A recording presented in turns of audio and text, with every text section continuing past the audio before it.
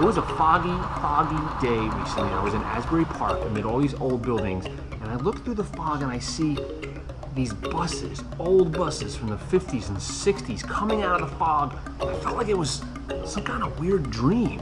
MJ Transit's 1957. This was the type bus they ran to Atlantic City. It's a cruiser type bus. What you see on the highways today, the big cruisers, 45 foot long. This was the granddaddy of those buses. And this one, which I saw come out of the fog that day, the P700 bus that Tom O'Kane drove on a route through Clifton and Passaic back in the 60s.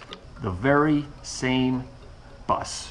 25 years ago, there was a whole, as the buses got old, went out of service, I was working for New Jersey Transit, and buses were going out of service, and we started to put a few aside and parked them, let them sit, and then finally we started to rebuild some of the old buses. Every bus has a story. And this bus is a movie star.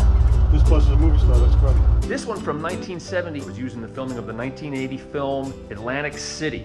Burt Lancaster was kind of old, and at the end of the story, he borrows money from the loan sharks. He's trying to get out of AC, goes into the old Atlantic City bus terminal. And then there's all the real life stories of the people who drove these buses and the people who rode them. No power steering. No power steering. No power steering. Nope. So you get a workout. You must have gotten a workout. You work on these buses, that's right. That's for sure. O'Kane and Company, now officially operating as the New Jersey Transportation Heritage Museum. See these stories and memories come to life in the eyes of the people who see them drive by and come to ride on their buses. During the summer, we take the bus on the road. This is the only bus museum probably in the country that moves. Although we don't have an actual museum, but we have a rolling museum. So we go out and we go to different events, and people come up and say, "Hey, I used to ride on a bus. My mother rode on that bus. My father drove a bus."